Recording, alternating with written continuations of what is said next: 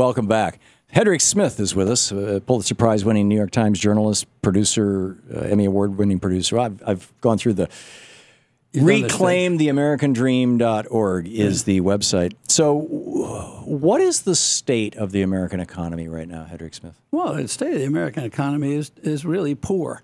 I mean, we've had a period of growth, but it's poor in the sense that it's not delivering for most people. I mean, you keep having the president and others get up and say, you know, we've got so many months of growth. We've added 11, 12 million jobs. But at the same time, we have the median household income is lower today than it was in 1999.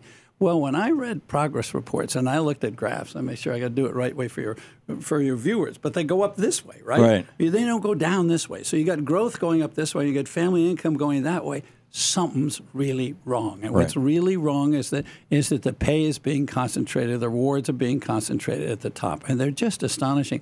You can go practically anywhere and find figures. The ones I saw just the other day, we're talking about fast food industry. Average CEO pay $23 million or something like that in the fast food industry, which is more than 400 times the average household income in America. So these CEOs are making 400 times. If you go back to the heyday of the middle class, Charlie Wilson at General Motors, Rick Jones at General Electric, Frank Abrams at Standard Oil in New Jersey, they made 40 times what the average worker made. Lee Iacocca took a $1 salary. Distance. Yeah, you have to add another.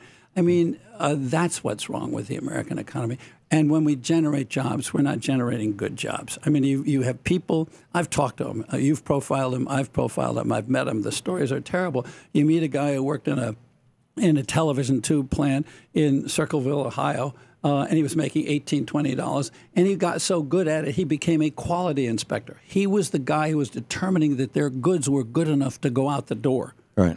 Plant shuts down. He's working as a greeter at Walmart and doing Walmart stuff at $8, $8.50, $9 an hour if he's lucky. So he's had his pay cut in half. If you count the jobs, there's one job for one job. But if you count the income and the standard of living, that's what's wrong. And you know, what's interesting to me is that old-time American capitalists understood what made the American economy work. If you go to a guy like Henry Ford, a century ago, he doubles the pay of Ford workers to $5 a day, which doesn't sound like much today, but it was really big pay.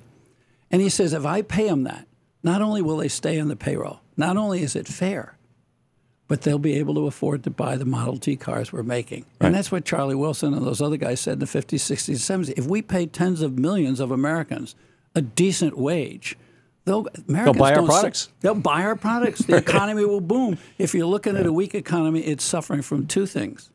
It's suffering from insufficient purchasing power. That means the middle class isn't making enough. And the corporations are spending so much money on stock buybacks and dividends to shareholders that they're not investing in their own growth. And I mean, if a guy like Larry Fink, who's head of BlackRock, biggest investment company on Wall Street, $4 trillion.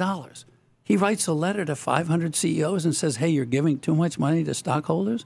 You shouldn't be doing that with your profits. You should be investing them in your own growth and worker training and quality workers and R&D and expanding your. There's a guy who's not going to get invited at the Christmas parties. Well, no, but I mean, the answer is that people at the top. But it's interesting. People at the very top, they're figuring it out. Understand what's going on. But Warren Buffett's been singing this song for some time. But Warren Buffett is an investor. Well, maybe Larry Fink's an investor too. So maybe the real big investors do get it. It's the guys who are running the companies who say, well, I'm only here for 3 or 4 years. I'm cashing in.